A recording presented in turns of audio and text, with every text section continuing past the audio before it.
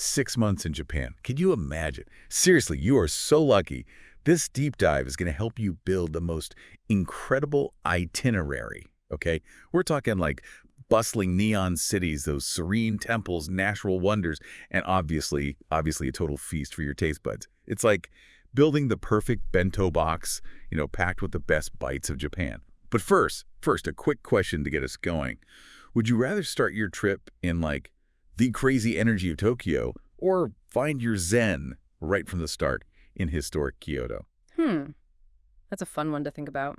Both cities, they're incredible, and they offer such different, unique experiences. But it's important to remember your trip, it's starting in the summer. Right. Which means you'll experience Japan in all its humid, festival-filled glory. Oh, okay. So there's going to be, like, energy, crowds, yeah. But you'll also witness events, traditions, stuff that only happens during this time of year. It's pretty special. Okay, so breathable clothes, maybe an extra fan, because it sounds like things are going to get, like, steamy. Yeah, definitely. But you mentioned the festivals, so maybe those crowds are worth braving for, like a once-in-a-lifetime kind of thing, Oh, yeah. Let's dig into that a little bit more. What kind of summer festivals can our listener, what can they expect? Okay, well, summer in Japan, it's like this vibrant, just tapestry of celebrations. So picture yourself. You're amidst a sea of colorful yukatas, right? The air is filled with traditional music. And, the aroma of all that festival food, it's intoxicating. And you'll have the chance to see incredible parades with these, like, elaborate floats, maybe even participate in a Bonodori dance, Okay, now I've heard of Bonodori, but remind me, what is that exactly? It's this joyous folk dance. It's performed during Obon, which is a festival honoring ancestors. Really, really beautiful, moving. It's very cool as well. Oh, very much so. It's truly a magical experience, like captures the heart and soul of Japanese culture, All right, you've sold me. Summer festivals, they're officially on the must-do list. Okay. Now, let's say our listener decides to embrace the chaos, the vibrant chaos of Tokyo first, right? Okay. What are, like, the absolute must-do experiences in this megacity? What should they prioritize? Well, Tokyo, it's like this living, breathing paradox, where ancient traditions, they just seamlessly blend with these futuristic trends. It's crazy. That makes sense, yeah. I've heard it described that way before. Yeah, it's a city that pulsates with energy, from like the iconic Scramble Crossing at Shibuya. You know that one, right? Yeah, where like thousands of people are crossing at once. Exactly. It's like this mesmerizing ballet, thousands of people navigating this intersection. And then you can go to like the tranquil oasis of the Meiji Shrine, which is like this peaceful haven. It's dedicated to Emperor Meiji, and Empress Shokin offers a glimpse into Japan's imperial past. So it's like stepping into a scene from, I don't know, Blade Runner, but with a side of, like, traditional tea ceremony, right? Yeah, pretty much. It's that contrast that makes it so, so special. Absolutely. Yeah. And speaking of sensory experiences, we can't forget the food. Right. Tokyo is a foodie paradise. So what kind of culinary adventures should our listener, like, seek out? Oh, so many. Tokyo's a city where Michelin-starred restaurants, they share the spotlight with these, like, humble street food stalls. It's all good. For a truly authentic experience, I recommend going beyond the like polished facade of the city and immersing yourself in the energy, the bustling energy of the Tsukiji Outer Market. Have you heard of that one? I have. But fill us in. What makes it so special? Imagine it's the symphony of sights, sounds, aromas, mountains of glistening seafood, freshly caught, ready to be devoured. Oh, wow. Yeah, you'll find everything from like listening tuna to live crabs just scuttling about. It's a feast for the senses, and it's the perfect place to sample fresh sushi for breakfast, which is a tradition beloved by locals. Okay, I'm officially adding sushi breakfast at Tsukiji Market to my bucket list. That sounds incredible. You won't regret it. I'm starting to understand why people say you need like weeks to even scratch the surface of Tokyo. Yeah. How much time, realistically, would you recommend our listener dedicates to exploring this city? Tokyo, it's immense, both in its physical size and just the sheer volume of experiences it offers, Yeah. To really do it justice, I'd say, devote at least a full week, if not more. Okay, a week a minimum. Yeah, you don't want to feel rushed, especially when there's so much to savor. That makes total sense. Rushing through a city like Tokyo, they'd be like trying to speed read a captivating novel, you miss all the good stuff. Exactly. Take your time. All right. Now let's shift gears, right, and explore that other starting point we mentioned, Kyoto. What kind of atmosphere, what can our listener expect there? Okay, so while Tokyo electrifies the senses, Kyoto whispers to the soul, you know. Ooh, I like that. Okay. Yeah, it's a city where time, it just seems to move at a slower pace, where every corner you turn, it reveals a piece of Japan's rich history, cultural heritage. You know, Kyoto was the imperial capital for over 1,000 years. Wow, 1,000 years. And its legacy, it's everywhere. You see it in the countless temples, the shrines, the traditional gardens. They grace the entire landscape. It sounds like the perfect place to like find your zen amidst the summer heat, you know? Just Oh, absolutely. what specific spots in Kyoto do you think our listener would find like particularly captivating? Well, Kyoto, it's a treasure trove of these like iconic sites. Okay. You can't miss like Fushimi Inari Shrine, for example. Yeah, yeah, with the gate. Exactly, exactly. It's this mesmerizing path of like vibrant orange torii gates. They just wind their way up a wooded mountainside. Imagine you're walking through this tunnel of color, the sun filtering through the gates. It's truly, truly magical. I've seen photos, Yeah. but I bet it's even more awe-inspiring in person. Oh, without a doubt. Okay, so Fushimi Inari, definitely top of the list. Mhm. What other Kyoto gems should our listener prioritize? Okay, for a taste of like imperial grandeur, head to Nijo Castle. It was once the residence of these powerful shoguns. As you stroll through the opulent rooms, keep an eye out for what are called the nightingale floors. Nightingale floors, what are those? So it's this clever security measure. They actually chirp with every step, so it alerted the inhabitants to intruders. It's really cool. Wait, so the floors, they make a sound, like a bird. Yeah, like a chirping sound. Pretty ingenious, huh? That's amazing. It's like something straight out of a spy movie or something. I know, right? It's incredible how these historical details, they bring the past to life. Absolutely. Now, you also mentioned serene gardens, right? Are there any that like stand out as must-sees? Oh, for sure. Kyoto's gardens, they're masterpieces of design, tranquility. One that shouldn't be missed is Rionji Temple's rock garden. It's this minimalist haven, 15 rocks, carefully arranged on a bed of white gravel. And its simplicity, it just invites this contemplation, you know? It Yeah. offers a moment of stillness amidst all the cities, the vibrant energy. Okay, that's officially going on the itinerary. Rock garden contemplation, followed by matcha tea. That sounds like the perfect recipe for finding some inner peace. I think so too. Speaking of time, though, how long would you suggest our listener set aside for exploring Kyoto?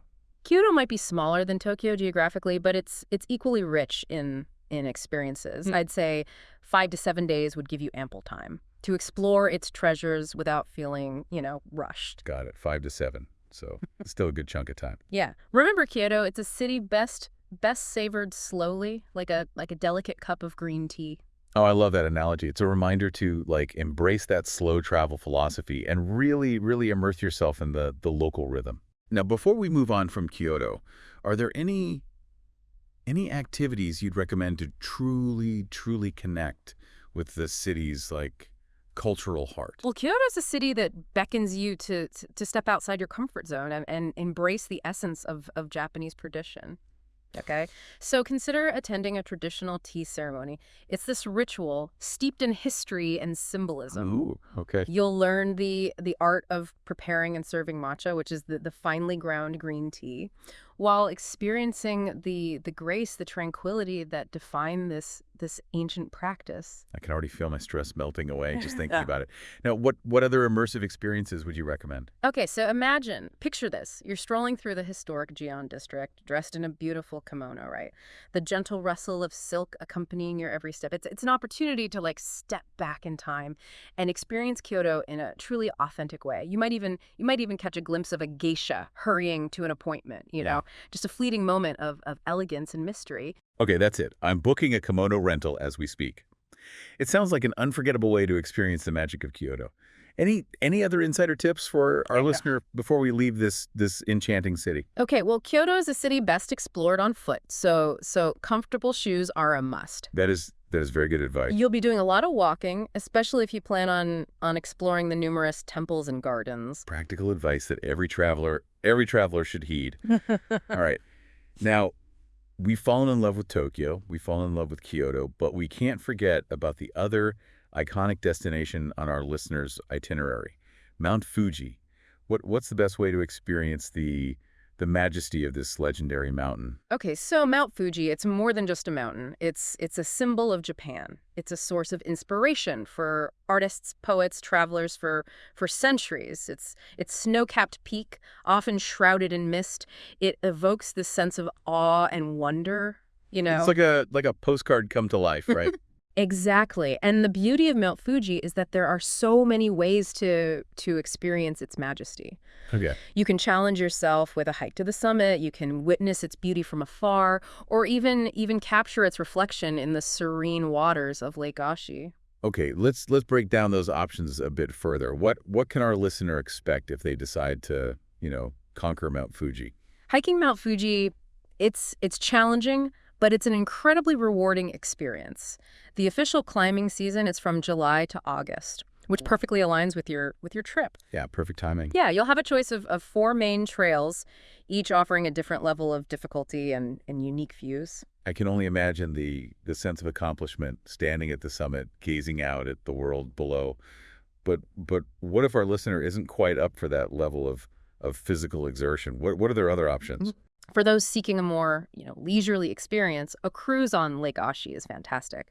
To admire Mount Fuji from a different perspective, imagine you're gliding across the tranquil waters, the majestic peak. It's reflected perfectly on the surface, especially on a clear day. It's the picture-perfect image you see on all those postcards. All right, I can already picture myself sipping green tea on a boat, snapping a million photos of that iconic reflection. Are there any tips you'd recommend for capturing the perfect Mount Fuji shot? Timing is everything. If you're lucky, you might catch a glimpse of Diamond Fuji.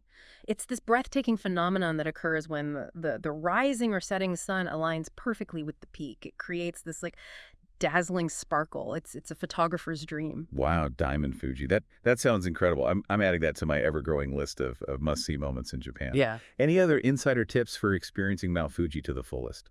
Always check the weather forecast before heading out, especially if you plan on hiking. Good point. Safety first. Always. Yeah, the weather on Mount Fuji can be unpredictable, and it's crucial to be prepared for any conditions. Absolutely. It sounds like Mount Fuji offers this unique blend of adventure and tranquility, a perfect contrast to the bustling cities we've explored so far. Exactly. It's a chance to connect with nature, find your inner zen, and marvel at the power of this iconic landmark. All right, Mount Fuji. It's definitely calling my name. But for now, let's teleport back to the city that's been teasing our taste buds this whole time, Osaka. We've heard rumors about it being the nation's kitchen, so spill the tea, or should I say spill the dashi. What makes Osaka a food lover's dream? Okay, Osaka, it wears its culinary heart on its sleeve. It embraces this vibrant street food culture that's as delicious as it is diverse. This city, it's a symphony of sizzling pans, tantalizing aromas, and boisterous vendors, calling out their specialties. It's an experience that engages all your senses. Okay, I'm ready to dive into this culinary symphony. What specific street food spots should our listener put at the top of their Osaka food adventure list? Futenbori, it's this dazzling entertainment district. It's a must-visit for any foodie. Picture giant illuminated billboards reflecting off the canal, crowds bustling through these narrow streets, and the air, it's thick with the irresistible scent of grilling meat and savory sauces. This is where you find the heart of Osaka's street food scene. Futenbori. It sounds like a feast for the eyes as much as the stomach. I can practically hear the sizzle of takoyaki and smell the okonomiyaki. Speaking of those Osaka staples, where should our listener go to experience the best of the best? For okonomiyaki, it's like a savory pancake piled high with your choice of ingredients, you can't go wrong with Fukutaro in the Shinsekai district. Fukutaro. This local institution, it's been perfecting their okonomiyaki recipe for over 70 years. Wow, 70 years. Yeah, and the queue outside, it speaks volumes about its legendary status. 70 years of okonomiyaki mastery. Yeah. That's impressive. I'm making a note to add Fukutaro to my list. Yeah. Now, what about those kushikatsu you mentioned earlier, the deep fried skewers? They seem to be like an Osaka specialty. Where should our listener go to sample these crispy delights? Shinsekai is also a kushikatsu paradise. It's like stepping back in time with its retro vibe and endless rows of like tiny stalls, each one specializing in different skewer combinations from succulent meats to seasonal vegetables. It's an experience. Shinsekai is sounding more and more like a must-visit with every detail you share. It's like a delicious time capsule. But I'm also curious about those hidden culinary gems you mentioned earlier. Any tips for our listener on how to uncover those off-the-beaten-path treasures? Sometimes the best discoveries, they happen when you least expect them. Don't be afraid to wander off the main streets, explore those narrow alleyways and follow your nose. Look for small family-run restaurants that might not have like flashy signs or English menus. Often these places hold the most authentic, unforgettable culinary experiences, you know? It's about the true heart of the cuisine. I love that sense of adventure. It's like a treasure hunt, but for your taste buds. And while we're on the topic of culinary exploration, have you ever considered taking a cooking class in Osaka? Absolutely. A cooking class it's a fantastic way to deepen your connection with Osaka's food culture. You think so? Okay. Yeah, you'll learn the techniques, the ingredients, the secrets behind those flavors that have been tantalizing you throughout your trip. Plus, you'll walk away with new skills to impress your friends back home, you know? Always a bonus. I can already picture myself back home hosting an Osaka-themed dinner party, proudly showcasing my newfound okonomiyaki making skills. That's the spirit. So we've got our street food tour mapped out, our cooking class booked, our bellies are rumbling with anticipation. What other Osaka adventures should we add to our itinerary? Osaka isn't just about the food, although it plays a major role, of course. Right. To step back in time and witness Osaka's like historical grandeur, a visit to Osaka Castle is a must. This majestic landmark, it dates back to the 16th century, and it stands as a testament to Osaka's powerful past. I always find castles so fascinating, those like silent sentinels that have witnessed centuries of history unfold. You can practically feel the echoes of samurai footsteps and the whispers of ancient battles as you walk through those grand halls. And for a stark contrast, soar into the future with a visit to the Umeda Sky Building. This futuristic skyscraper, it offers breathtaking panoramic views of Osaka from its floating garden observatory. Okay, so ancient history and modern marvels. Osaka seemed to have it all. Yeah. But is there anything a little more, let's say, quirky or offbeat that our listener might enjoy? Osaka definitely has a playful side. For a truly unique experience, dive into the world of instant ramen at the Cup Noodles Museum. Wait, a Cup Noodles Museum? Yeah. You can trace the evolution of this global food phenomenon, design your own custom cup, and even slurp down like limited edition flavors. This is my kind of place. I'm a huge ramen fan, so this is definitely going on my list. Any other unexpected gems hidden within Osaka's vibrant streets? For a journey into the depths of the ocean without leaving the city, the Osaka Aquarium Kaiyukan is incredible. It's one of the largest aquariums in the world, home to an astonishing array of marine life. You'll come face to face with giant whale sharks, marvel at the bioluminescent jellyfish, and be charmed by the playful sea otters. It's an experience you won't forget. Okay, I'm starting to understand why you need at least 2 weeks to even scratch the surface of Osaka. We've explored castles, skyscrapers, ramen museums, aquariums, and of course enough delicious food to satisfy even the most adventurous foodie.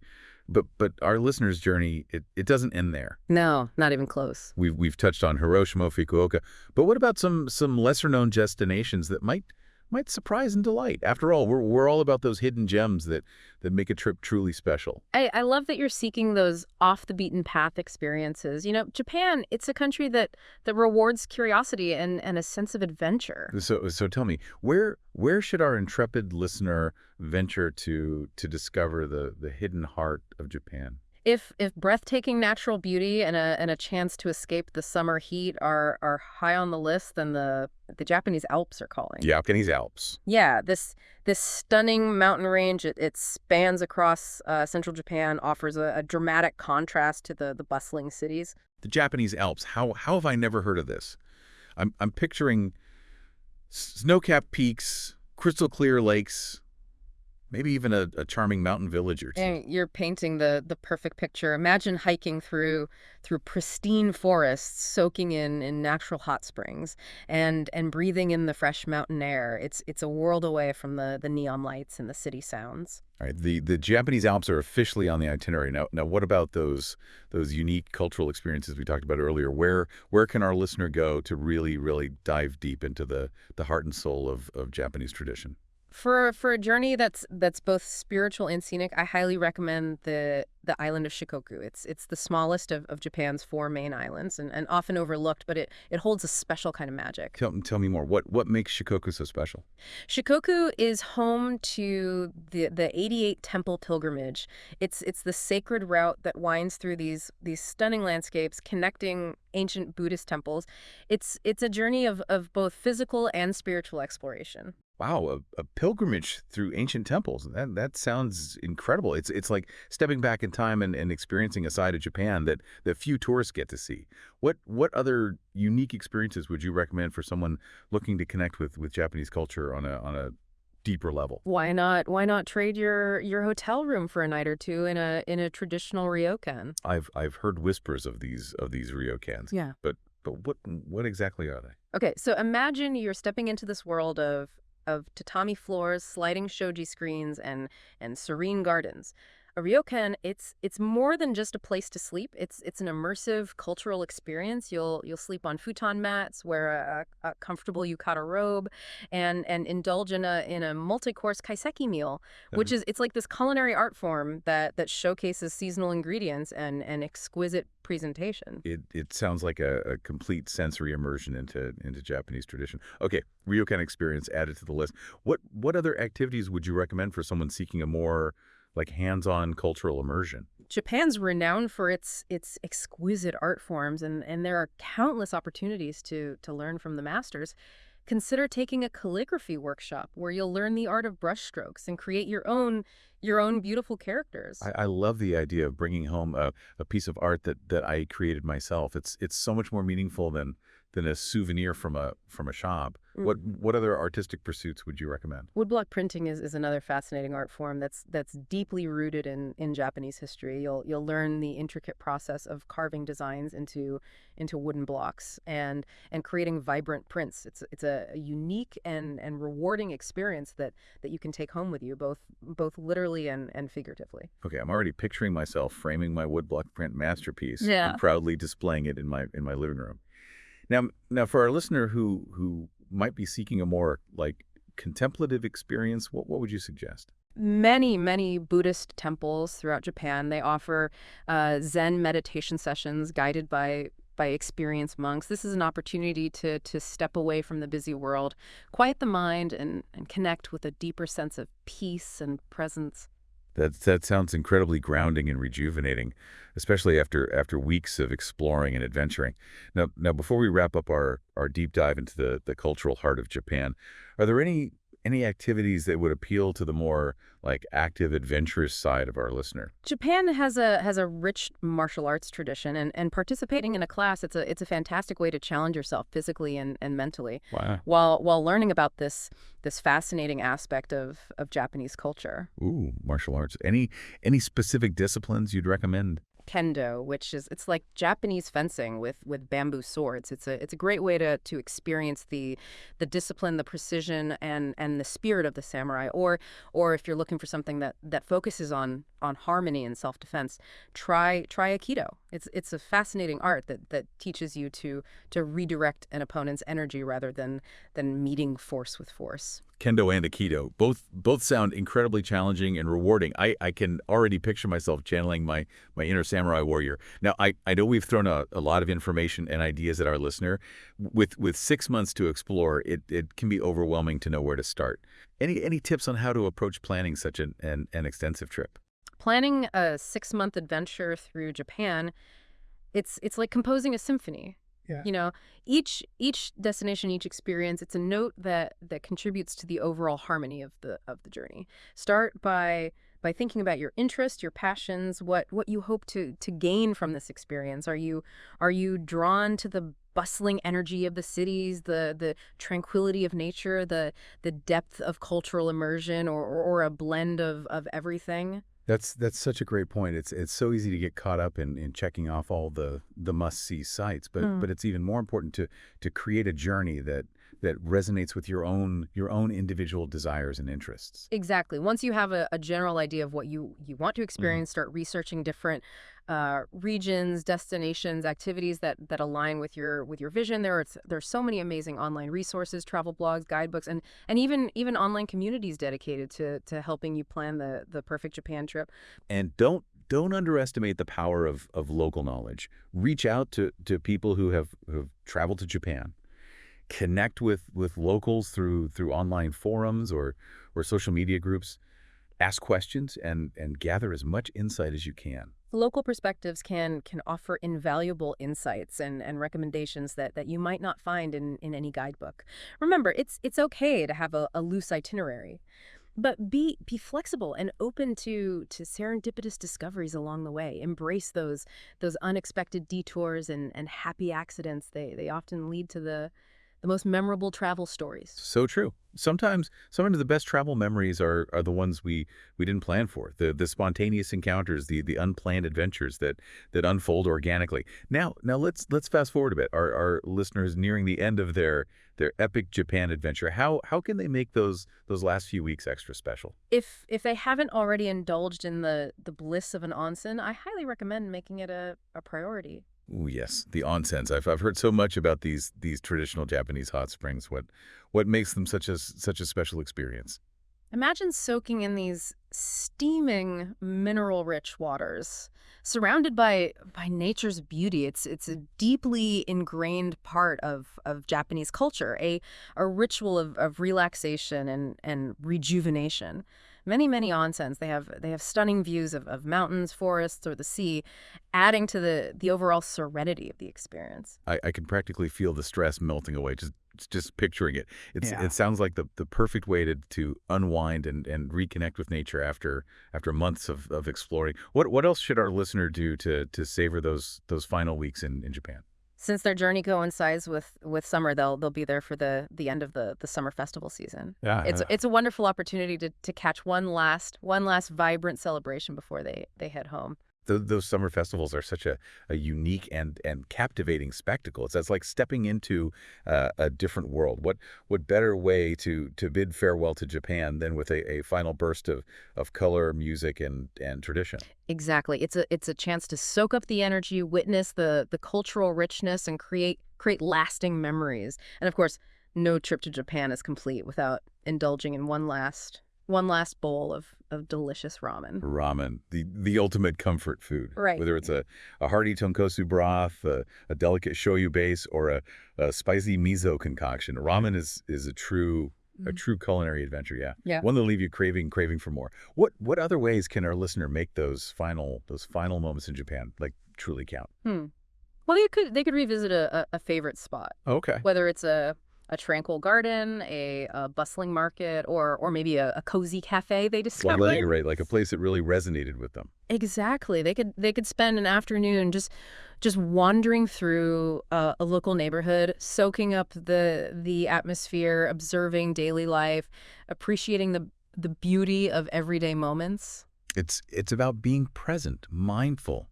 absorbing those final impressions before returning to everyday life. And Yeah. and it's true what they say, travel, it changes you. Oh, It, absolutely. it opens your mind, expands your perspective, and leaves you with this newfound appreciation for the world and its diverse cultures. You're absolutely right. Sometimes the most profound experiences they happen when you least expect them. Yeah, I agree. It could be, a simple conversation with a local, a chance encounter with a street musician, or a moment of quiet contemplation in a temple garden. Right. It's those small unscripted moments that often stay with us long after the trip is over.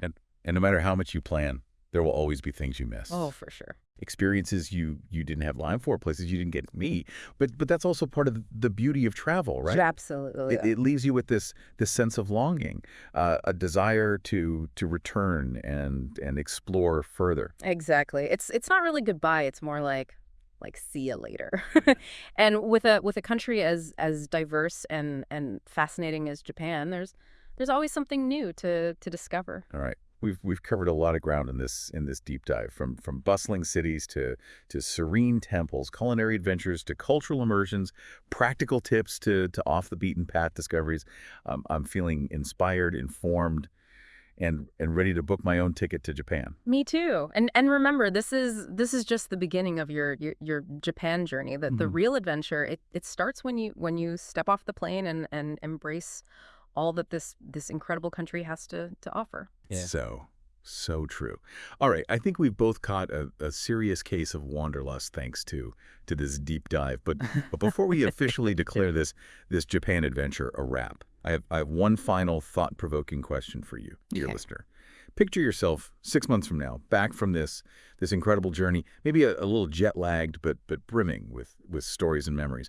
What one souvenir, tangible or intangible, would you want to bring back from Japan? What would symbolize the heart and soul of your Japan experience? That's a brilliant question. It really encourages reflection, doesn't it? Would it be something physical, like a delicate silk fan from Kyoto, its intricate design whispering tales of ancient artisans, or perhaps a lucky cat figurine from a bustling market in Tokyo, beckoning good fortune and reminding you of the vibrant energy of the city? Ooh. Or maybe it's something less tangible, something you carry within you, like a newfound appreciation for the art of mindfulness, discovered during a peaceful meditation session in a temple garden. Or perhaps the confidence and discipline learned from mastering a few kendo moves. Maybe it's the taste of that perfect bowl of ramen, its savory broth and springy noodles forever imprinted on your memory, or the warmth of connection felt during a shared meal with a local family, their hospitality and kindness, a reminder of the beauty of human connection. The beauty of travel is that it transforms us. And the souvenirs we bring back, they're as unique and individual as the journeys themselves. They're reminders of the experiences that shaped us, the lessons we learned, and the connections we made along the way. And as we wrap up this deep dive, I want to remind you, dear listener, that this is just the beginning of your Japan adventure. We've merely opened the door to a world of possibilities, but the real magic, it happens when you step through that door and embark on your own unique exploration. So dear listener, go forth and embrace the adventure. Discover the Japan that's waiting for you, the one that will fill your heart with wonder, challenge your perspectives, and leave you forever changed. And remember, no matter what souvenirs you gather along the way, the most valuable ones will be the memories you create, the stories you collect, and the experiences that will forever shape your perspective on the world. Until next time, happy travels. A true culinary adventure. Yeah. One that'll leave you craving for more. So what other ways can our listener make those final moments in Japan truly count?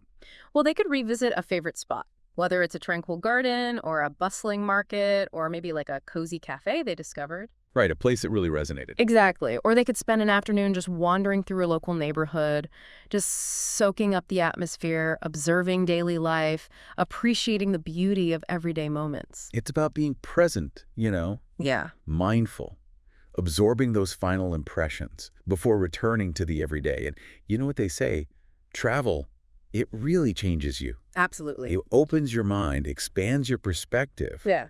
And leaves you with this newfound appreciation for the world and all its diverse cultures. You're absolutely right. Sometimes the most profound experiences happen when you least expect them. Yeah, I agree. It could be a simple conversation with a local or a chance encounter with a street musician, or even just a moment of quiet contemplation in a temple garden. Right. It's those small, unscripted moments that often stay with us long after the trip is over. And no matter how much you plan, there will always be things you miss. Oh, for sure. Experiences you didn't have time for, places you didn't get to see.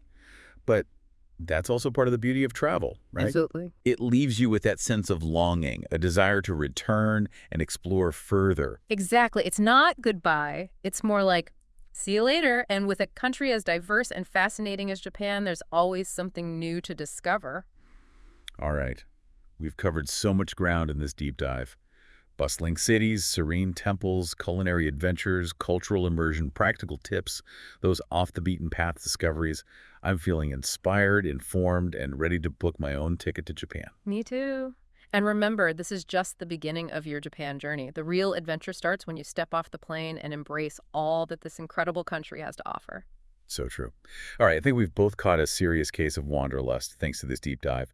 But before we officially wrap up this Japan adventure, I have one final thought-provoking question for you, dear listener. Picture yourself 6 months from now, back from this incredible journey. Maybe a little jet lag, but just brimming with stories and memories. What one souvenir, tangible or intangible, would you want to bring back from Japan? Mm. What would symbolize the heart and soul of your Japan experience?